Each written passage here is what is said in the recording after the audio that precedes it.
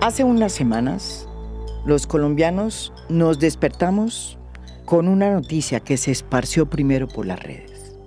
Las redes sirven, sobre todo cuando se utilizan para develar cómo es que funcionan las mafias en Colombia. Eso sucedió hace poco en Medellín, cuando fueron las redes precisamente las que alertaron sobre lo que estaba sucediendo en ese momento en un hotel, el Hotel Gotham, en El Poblado. Un barrio de clase alta, como diríamos aquí en la Colombia de los estratos. Aunque un vecino había ya hecho la denuncia ante la policía, porque le había parecido extraño ver cómo entraba un americano con niños al hotel, la denuncia pues no había prosperado. Y solo cuando esta llegó a las redes, se empezaron a activar las medidas. La policía llegó como a los 2 días, en un operativo que resultó bastante curioso, porque revela también la manera como se tolera en la sociedad colombiana el turismo sexual y cómo pasaron casi por alto que los jóvenes que estaban allá, cuando llegó la policía, fuesen menores de edad. La noticia salió así en muchos medios. Y en el barrio El Poblado de Medellín cerraron un hotel tras hallar 2 menores de edad en estado de indefensión con un ciudadano extranjero. Las adolescentes de 12 y 13 años de edad fueron remitidas a un centro asistencial para el restablecimiento de sus derechos y la valoración médica. Hasta el lugar llegaron las patrullas del cuadrante luego de una llamada de alerta por parte de... Lo primero que sorprendió es que la policía, en su primera reacción ante los medios de comunicación, decidió abstenerse, óiganme bien, de mencionar el nombre del hotel en donde había sido encontrado el extranjero con 2 menores. Y lo segundo, se abstuvo de mencionar el nombre del extranjero. Aquí en A Fondo vamos a comenzar esta historia mencionando no solamente al Hotel Gotham, sino también al americano de 36 años que pudo pasarla bien en Medellín haciendo turismo sexual con menores. Su nombre es Timothy Alan Livingston. Él fue capturado después del allanamiento, pero por cuenta de que la policía alteró la escena de los hechos, en donde había evidencias de que él no estaba tomando el té con estos niños, después de 12 horas fue dejado en libertad. Y cuando 2 días después apareció tardíamente Fico, el alcalde de Medellín, a anunciar unas medidas que parecían más bien producto de la rapidez y no del estudio de lo que estaba sucediendo, el americano Timothy Alan Livingston estaba saliendo de Colombia sin ningún problema. El tema de la prostitución, del turismo sexual, es un tema que genera en Colombia muchas discusiones. Pero este podcast lo que quiere hoy es plantear el problema más allá de esas divergencias que se suscitan cuando se aborda el tema de si la prostitución es legal o no es legal. Hay que aclarar que la prostitución en Colombia es legal, siempre y cuando, como lo aclara la Constitución, se haga de manera libre e independiente. Lo que sí no es legal es cuando las mafias de la prostitución que existen y los proxenetas involucran a menores. Eso es ilegal en Colombia. Y eso fue lo que sucedió con este americano en el Hotel Gotham. Está con nosotros la representante a la Cámara por Dignidad, Jennifer Pedraza. Ella ha hecho varios debates sobre la explotación sexual en Colombia. Un problema que se nos está creciendo y como que todavía no sabemos muy bien cómo abordarlo. Ella nos trae aquí unas cifras y unas evidencias de la magnitud del problema. Oigámosla. Bueno, hola María Jimena, hola a toda la audiencia que nos acompaña. Gracias por poner este tema en el centro, que bueno, hoy ante estos escándalos, porque además después de ese caso del extranjero norteamericano, hace unos 2 días salió otro caso en donde la víctima, si no estoy mal, es un niño, y realmente creo que esta es la punta del iceberg de un fenómeno generalizado de explotación sexual, por supuesto también de menores. Yo estuve revisando un poco las cifras y qué podíamos mostrar, y encontramos mediante un derecho de petición y revisando unos debates de control político en el Consejo de Medellín, que durante los últimos 10 años apenas se han encontrado 370 casos de extranjeros vinculados a casos de explotación sexual de menores, cuando tenemos más de 3.400 denuncias solo entre el 2019 y el 2021. Es decir, aquí se nos habla de una falta de atención, de garantías, de justicia, incluso cuando este fenómeno, que coincidimos, creo que eso es un consenso,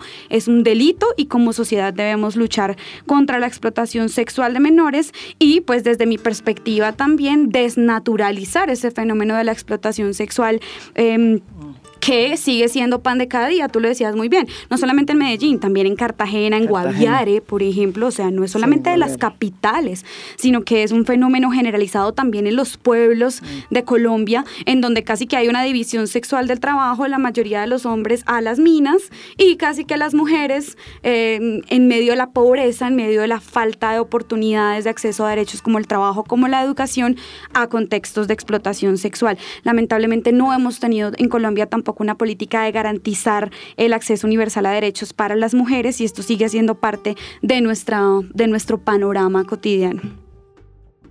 También nos acompaña aquí en A Fondo y desde Medellín, Melissa Toro, defensora de derechos humanos, activista y cofundadora y directora general de Putamente Poderosas. Melissa nos va a explicar aquí por qué, si la prostitución no es un delito, lo que está sucediendo en Medellín sí es algo que no está permitido por la Constitución. Y es que se está abriendo campo, un turismo sexual, no solamente en Medellín, sino en varias ciudades del país, incluyendo Cartagena, en el que la mafia que maneja ese tinglado cada vez más involucra a menores de edad. ¿Cómo sucedió en este caso? Ustedes que están en Medellín, ¿cómo están abordando este tema? Sí, lo que pasa es que esto, digamos, como que es un delito que sale a la luz, pero que por mucho tiempo ha estado, ¿cierto? Solo que se nos ha salido un poco de control, porque llegó, digamos, como a la tacita de oro y a la zona rosa, donde nos incomoda, y donde es visible... Sí. El Parque Lleras. El Parque Lleras, sí, claro. Entonces es como donde nos incomoda a la sociedad, que pasamos por ahí, lo podemos ver visible, ¿cierto? Pero siento que esto son delitos que siempre han estado, y que yo siento, María Jimena, que todos hemos sido cómplices, ¿cierto? O sea, hasta ahora se están activando alertas y se están activando rutas y se está dando información y se está diciendo públicamente que hay que denunciar este delito. Entonces, siento que la olla a presión lo que hizo fue que estalló. O sea, estalló y salió toda la podredumbre que estaba encerrada. Sí. Y que lo que me parece más curioso es que es un delito que no solamente ocurre en el Parque Lleras, sino que está en los barrios periféricos de la ciudad, y como dice Jennifer, está en otros lugares de nuestro país. Y yo siento que ahí es donde tenemos como que aunar esfuerzos y donde tenemos que unirnos las posturas diferentes para trabajar por eso y erradicar esto, pues porque de verdad que siento que cuando nos dividimos y cuando nos separamos, pues la verdad no se genera, digamos, como una mayor acción. Entonces sí creo que cuando te decía aclarar, es que particularmente después de este caso, algo que me parece particular, sale el decreto al otro día. Ese decreto es el 0248, un decreto que anuncia de manera tardía, según muchos de sus críticos, el recién posesionado alcalde de Medellín, Fico Gutiérrez. Básicamente, el decreto tiene que ver con medidas puntuales dirigidas a controlar la prostitución para permitirla solamente en algunos sectores y alejarla sobre todo de los sectores a donde van los turistas, como puede ser el Poblado o el Parque Lleras. Es decir, es un decreto que no coge el toro por los cuernos, sino que plantea soluciones muy parciales que no tocan el fondo. Gutiérrez en una rueda de prensa anunció que se suspenderá por 6 meses la demanda y solicitud de servicios sexuales o actividades afines en el Parque El Poblado, Parque Lleras, Provenza y zonas aledañas. Además, afirmó que en esta zona hay una red de trata de personas y se comprometió a controlar y recuperar la zona. También el alcalde anunció la modificación por 1 mes de los horarios de funcionamiento de restaurantes, bares y discotecas donde se vendan bebidas alcohólicas en el Parque Lleras y sus alrededores. Estos establecimientos, que antes cerraban a las 4 de la mañana, ahora su hora máxima será a la 1 de la mañana. Melissa Toro explica por qué su organización, Putamente Poderosas, cree que este decreto se quedó corto. Sí, es un decreto del alcalde, es el decreto 0248, que es un decreto que carece de enfoque de derechos humanos, principalmente porque no se socializó con las mujeres que están implicadas en él, pero tampoco se llamó a organizaciones que trabajamos por los derechos humanos de las mujeres. Simplemente se impusieron como unas medidas que siento que tiene como un doble sentido, de decir es que esto es para prevenir la explotación sexual y comercial de niños y adolescentes, pero literalmente ponen como foco a las mujeres trabajadoras sexuales y lo que hacen, digamos, es desplazarlas. Entonces seguimos confundiendo la sociedad de que el trabajo sexual sabemos que es reconocido como un trabajo ante la sentencia T629, y yo siento que este decreto lo que hace es seguir confundiéndolo y poniéndolo y tipificándolo como un delito y haciendo, digamos, como una acusación silenciosa de que las trabajadoras sexuales están siendo las responsables de esto. Porque nada más alrededor, cuando sabemos que el problema de la explotación sexual, comercial, infantil de niños y niñas no solamente tiene que ver con las personas que habitan el territorio, sino como con otros lugares, con los hoteles, por ejemplo. Según Jennifer Pedraza, la explotación sexual y comercial de niños y niñas adolescentes es el segundo delito sexual que más frecuencia tiene después de la pornografía con menores de edad en Colombia. De hecho, la explotación sexual y comercial de niños, niñas y adolescentes es el segundo delito que más frecuencia tiene después de pornografía con menores de edad, y sin duda alguna yo creo que debería tener una mayor atención. Yo creo que, por ejemplo, el decreto, porque quizás el debate puede ser un poco qué podemos hacer frente a este fenómeno, si bien el decreto tiene como una justificación o unos conceptos previos que recogen, por ejemplo, la recomendación 38 de la CEDAW y el Tratado de Belén de Pará, realmente cuando lo vamos a ver resulta ser un decreto con unos tintes muy clasistas, en el sentido de que aquí en estas zonas, en el Lleras, en las zonas pues en donde constantemente va la clase media alta de Medellín, pues se me van, y eso lo que va a generar es un desplazamiento del fenómeno, pero pues no atienden las causas estructurales. En ese sentido creo que es un decreto clasista. Además insisten que la policía es la forma de atender esto, y hay que recordar que incluso en una audiencia pública que hicimos en el Congreso sobre trata de personas, que pues recordemos que el principal objetivo de la trata de personas es la explotación sexual, las personas de la fuerza pública que asistieron reconocieron que la fuerza pública ha tenido infiltraciones de estas redes de trata de personas, de estas redes de explotación sexual, y además la policía pues ha sido una de las principales entidades que ha violentado a las mujeres en condición de explotación sexual. Así que ahí es muy difícil tener una relación de confianza, mientras que existen ONGs y organizaciones que llevan décadas trabajando este problema. Tampoco se plantean sanciones explícitas a la demanda, que también está definido en la sentencia C636 de la Corte Constitucional, pues que el Estado colombiano reconoce un deber, digamos, de disminuir y de asumir los efectos que como sociedad tiene el fenómeno de la explotación sexual. Y por último cerraría yo en que quizás en esto podemos estar absolutamente de acuerdo, y es que ninguna medida puede revictimizar a las mujeres que están en condiciones de explotación sexual, es decir, penalizar a las mujeres, perseguirlas. Incluso en el Congreso se han presentado proyectos de ley prohibicionistas a los cuales yo me he opuesto, que planteaban quitarle los hijos a las mujeres que estaban en condiciones de explotación sexual, que eso es ir por el eslabón más débil de la cadena, mientras que aquí hay redes de trata internacionales en manos del Clan del Golfo, en manos del Tren de Aragua, mientras que aquí hay proxenetas internacionales que ya venden el paquete, mientras que aquí además hay una relación que yo quiero poner a discusión, que es la relación de periferia incluso entre los países. Entonces vienen los extranjeros a Colombia a aprovecharse de la infancia y de las mujeres empobrecidas que poco han tenido acceso a derechos como el empleo o la educación, y en esos países, incluso los que han regulado la prostitución, pues lo que se ha visto es que también son las mujeres migrantes que vienen de la periferia quienes terminan pues en estos contextos de explotación sexual. Así que por eso creo que hay un mal enfoque en este decreto, según lo que también he podido hablar con mujeres activistas de Antioquia y de otros lugares del país. Es que María Jimena, ese es el problema y es la molestia que tiene Putamente frente a todo esto, que siempre nos estamos pensando en una ciudad para el turista, no para los ciudadanos, una ciudad limpia, ¿cierto? Y siento que estos lugares donde siempre suceden cosas o donde pasan cosas o donde siempre se ven cosas, lo que hacemos es como excluirlos y arrinconarlos y seguir metiendo las problemáticas debajo del tapete, pero no hacer una solución de fondo.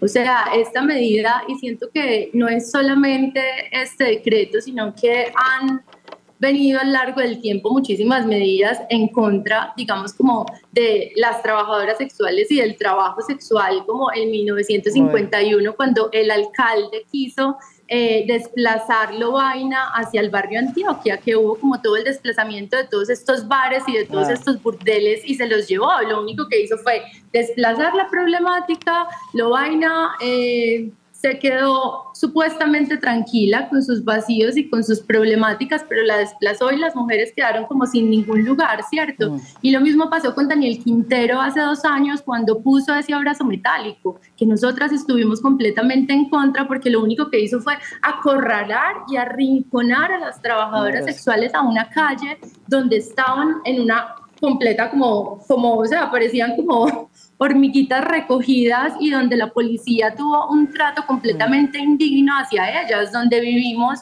y donde nos tocó asistir más de una violación a sus derechos humanos, porque la policía todavía no está preparada para hacer este tipo de cosas. Entonces, una de mis preguntas y de las preguntas de Putamente Poderosas es: listo, sale este decreto, pero ¿qué va a pasar con las mujeres que se desplazan ahí? La policía sí está sensibilizada porque es la que tiene el contacto directo las 24/7 con las mujeres. Ahí no está la Secretaría de las Mujeres 24/7 a brindar una atención integral y digna a las mujeres. Entonces, creo que es una medida urgente que se tuvo que tomar, pues acaso, digamos, como estos casos que están saliendo a la luz y que están reluciendo porque salieron del poblado, porque salieron del lugar donde vive la gente que mira y que va de paseo y dice como, esto es horrible, yo mejor no paso por acá.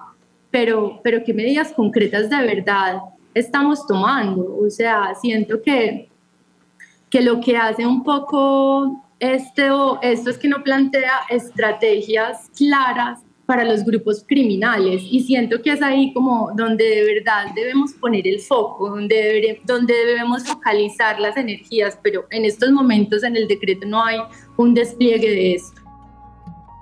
Otro de los temas que me sorprendió a mí cuando empecé a investigar la noticia para este podcast fue la manera como la policía y las fuerzas en general del orden abordan el turismo sexual. Y lo digo por lo que sucedió después con la policía luego de que entró y allanó la habitación del Hotel Gotham. Se descubrió, por cuenta de la investigación de varios medios de comunicación, que los policías que habían llegado habían alterado la escena de los hechos. 1, utilizó el baño.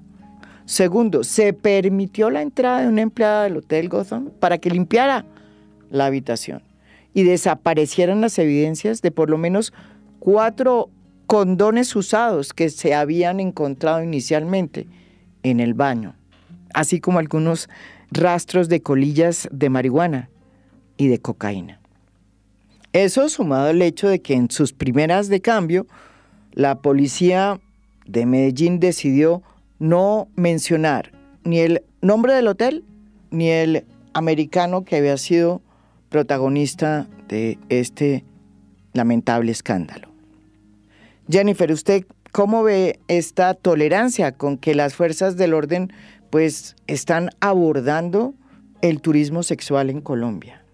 Bueno, también, y creo que otra expresión de eso es que la respuesta de la administración de la alcaldía de Medellín cuando hubo una manifestación el 8 de marzo fue sacar fotos de mujeres diciendo que ellas habían sido violentas en la movilización y como si ustedes las ven por ahí, entreguen la recompensa, y esto no ocurrió en este caso con el caso del gringo, un gringo que vino acá a explotar sexualmente niños y niñas, pero además estuvimos revisando cuál es el caso con ese Hotel Gotham, que tiene más de 400 apartamentos en Medellín y que además es de propiedad de extranjeros, porque aquí lo que está pasando es que incluso este fenómeno está saliéndose del espacio público, que también es otra falencia del decreto, se enfoca solo en el espacio público y solo en unas zonas en particular, cuando esto está pasando ya a ocurrir en los espacios privados, en los Airbnbs, en los lugares que ni siquiera tienen una regulación, y ese es un debate que Colombia y el Congreso tenemos que dar, como tener una regulación de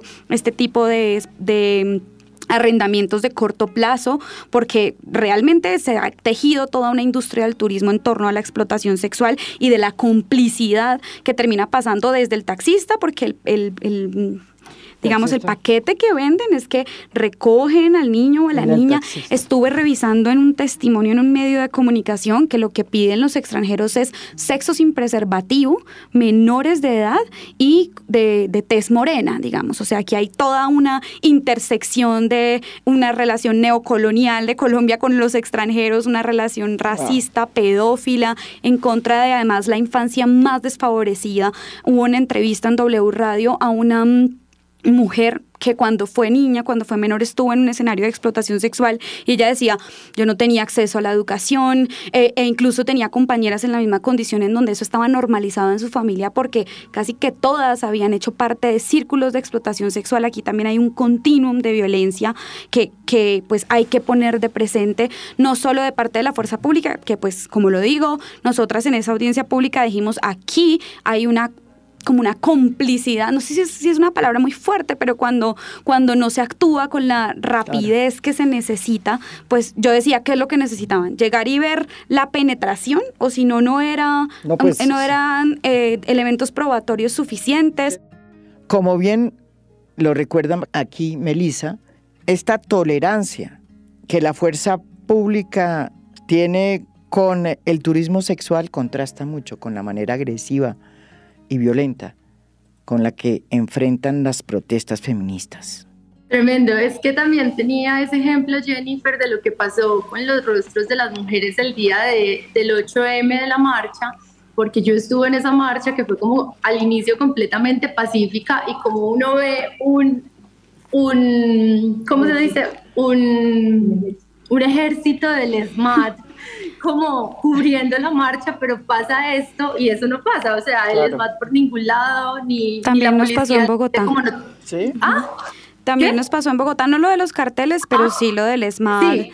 Mejor dicho. Exacto, entonces uno dice como entonces en esos casos ¿dónde está el SMAT? O sea, hay como que no hay pruebas suficientes cuando hay unos menores de edad. O también el caso, hacía más o menos como un mes que había pasado que encontraron a una niña con uniforme de colegio y había escopolaminado a un extranjero, y sacan un documento diciendo que cómo tenemos que proteger a los extranjeros. O sea, pero ¿qué nos está pasando como humanidad y como sociedad que vamos a proteger al extranjero, pero nos importa un bledo la niña? ¿Cierto? Porque como lo escopolaminó es lo único que nos preguntamos. Entonces, ¿cuál es el cuidado? Y al otro día sale que Medellín es de las ciudades más peligrosas del mundo para visitar, tengan cuidado. O sea, siento que el comunicado lo estamos dando muy mal y estamos cuidando lo que no se debe. La prostitución, como hemos dicho aquí, es legal en Colombia, la permite la Constitución. Y hay además varios fallos de la Corte Constitucional que refrendan ese derecho. Sin embargo, la Carta también dice que la prostitución es legal solo si se ejerce de manera libre e independiente. Pero yo les pregunto, ¿es posible en un país como Colombia, donde hay tantas inequidades, donde hay tantas necesidades, sobre todo en las familias que están en una situación difícil en materia económica, como para que se pueda decidir de manera libre e independiente si se ejerce o no la prostitución? Pues María Jimena, entendemos que Colombia es un país desigual, donde literalmente nos ha atravesado por más de 50 años el conflicto armado, y es verdad que las mujeres empobrecidas y racializadas, yo siento que somos las que hemos y las que han sufrido como todas las consecuencias. Por eso nosotros no lo desconocemos, pero yo sí te puedo decir que hay mujeres que libre y voluntariamente eligen el trabajo sexual como medio de subsistencia, como cualquier otro trabajo. Y te lo digo porque pues es como la población con la que nosotras trabajamos, y no desconocemos que existe también el sexo por supervivencia, ¿cierto? Que son estas personas que lo hacen netamente como por algo transaccional, por sobrevivir en el diario, ¿cierto? Que es la mayoría de mujeres con las que nosotras trabajamos en la Veracruz, porque nosotras trabajamos alrededor del Museo de Antioquia en el centro, donde hay una precarización completa y una pobreza extrema, pero también existen las otras mujeres. Entonces siento que hay que, digamos, como ponerlo sobre alto, que el trabajo sexual es un trabajo y que tenemos que luchar y tenemos que dignificar este oficio, porque consideramos que es más fácil que una mujer tenga derechos, porque si tiene derechos le va a dar la posibilidad de elegir. Pero si seguimos clandestinizando y que seguimos mandando todo bajo el tapete, pues no va a pasar nada. Nosotras creemos que deben existir derechos para las mujeres. Eso les va a dar un poder de decidir tremendo. Bueno, desde mi perspectiva, si bien lo que hoy está penalizada es la explotación sexual de menores, y claro que es diferente porque la población de infancia y adolescencia pues son particularmente vulnerables, absolutamente de acuerdo. Creo que tenemos que ser cuidadosas en trazar una línea tan divisoria a partir de los 18 años, porque pues por un lado las mujeres que hoy están en la explotación sexual, la mayoría de ellas empezaron desde que eran menores de edad, o sea, y hay todo un continuum de violencia, y pues no podemos desconocer el caldo de cultivo en el que este fenómeno ocurre. Un país con pobreza feminizada, desempleo feminizado, informalidad feminizada, violencia en lo cotidiano, falta de presencia del Estado en las zonas más apartadas, y en ese sentido yo creo que el fenómeno mayoritario, por supuesto, es posible que haya mujeres de manera libre en esta actividad, pero creo yo que el fenómeno mayoritario sí nos habla de toda una falta de acceso a derechos fundamentales como la educación, como el trabajo, que si tú me preguntas es lo que habría que hacer, por un lado, y eso no lo trae el decreto, no de manera suficiente unas redes de atención, de ofrecer oportunidades para las mujeres que están en condición de explotación sexual, de verdad cosas tan básicas como el acceso universal a la educación primaria, a la educación básica y media, el acceso al trabajo digno. Creo que eso es central. Y uno de los puntos que a mí me ha llamado la atención, yo estuve revisando cuánto es el presupuesto que tiene, por ejemplo, la Estrategia Nacional de Lucha contra la Trata de Personas. Pues porque obviamente no toda la explotación sexual es trata de personas, pero el principal fin de la trata de personas en Colombia es la explotación sexual. Y encontré que apenas el presupuesto es de 3.800 millones de pesos. O sea, casi que usted puede encontrar una casa en Guatapé más cara que el presupuesto que se invierte a la lucha, a la Estrategia Nacional de Lucha contra la Trata, porque acá hay todas unas redes criminales que hay que poner sobre la mesa. Miren, la explotación sexual es el tercer negocio más lucrativo del mundo. O sea, no solamente hablemos de la decisión individual, sino de lo macro que está aquí detrás de todo esto. Redes internacionales de trata de personas y de explotación sexual. Y en América Latina, pues todos los grupos criminales que tampoco han sido perseguidos de manera decidida. Yo estuve revisando además lo de la extinción de dominio, que se habló mucho sobre eso, y con mis abogados creemos que sí es posible, primero como medida medida preventiva o cautelar, suspender la acción o la actividad del hotel hasta 6 meses mientras se desarrolla el proceso para la extinción de dominio. Y también en esa audiencia pública que hicimos, la Defensoría del Pueblo presentó una propuesta, y es que en esa extinción de dominio esos bienes se ofrecieran como forma de reparación a las víctimas de explotación sexual y a sus familias, lo cual sería una medida también afirmativa que proponemos y que podría ayudar. Aquí hemos hablado sobre cómo es que está reaccionando la sociedad, sus ONGs, frente a un tema tan complicado como el turismo sexual. Hemos hablado de la tardía reacción del alcalde de Medellín, Fico Gutiérrez, con un decreto que no apunta a lo esencial, sino que hace medidas de corto plazo, como curitas. Pero no hemos hablado de lo que está pasando con el gobierno de Gustavo Petro. ¿Qué es lo que está haciendo para enfrentar este tema del turismo sexual? ¿Por qué también reaccionó tarde, luego de que se conocieron todos estos hechos que involucran a menores? La respuesta a este interrogante nos la da Jennifer Pedraza. También hay que decir que la reacción del gobierno nacional fue tardía, pedir una semana, casi que una semana después que no extradita, pedir la extradición del gringo, pues obviamente que es muy tardía. Yo creo que también es importante que se vincule al Ministerio de la Igualdad al Comité Nacional de Lucha contra la Trata. En esa audiencia que hicimos, el ministerio se comprometió a hacer un diagnóstico sobre la explotación sexual, sobre el fenómeno, o sea, recoger información, y al día de hoy pues no sabemos en qué va ese proceso. ¿Sabes qué me pasó en Cartagena una vez? Yo iba caminando y venían los policías a quitarle un puestico informal de venta de chuzos a una señora, y yo toda, no se lo quiten. Bueno, logramos que no se lo quitaran, pero a 2 pasos estaban repartiendo un montón y decían niños, niñas, o sea, y además en inglés, o sea, que hay toda un desespero por cumplir lo que quiere la demanda y lo que quiere la demanda internacional de prostitución y de explotación sexual.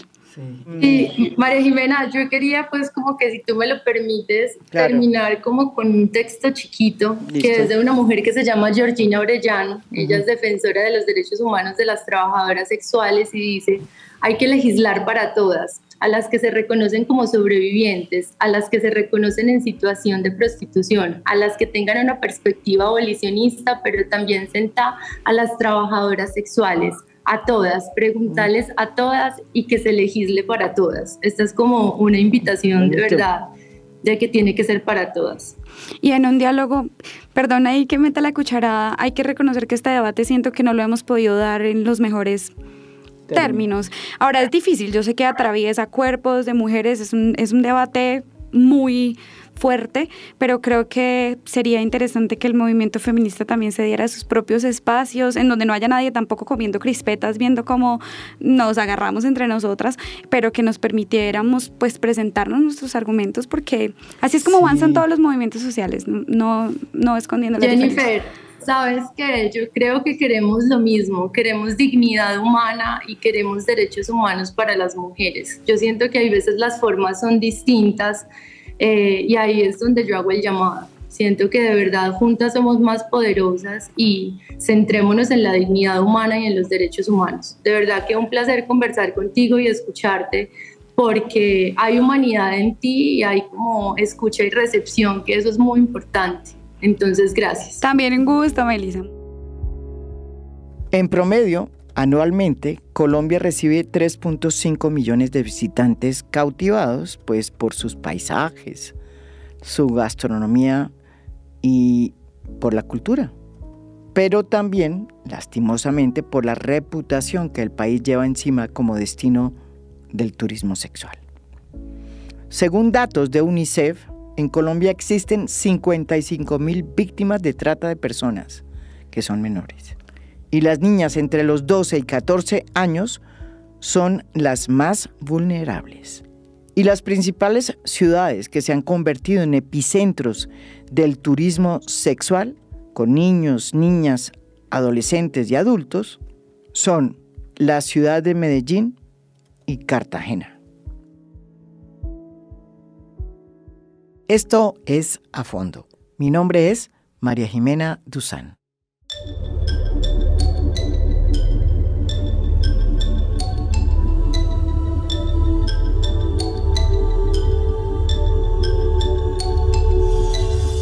A Fondo es un podcast producido por Mafialand. Producción general, Juan Diego Barrera. Gestora de audiencias, Beatriz Acevedo. Postproducción de audio, Daniel Chávez Mora. Música original del maestro Óscar Acevedo. Nos pueden escuchar también en mi canal de YouTube. Gracias por escuchar. Soy María Jimena Duzán.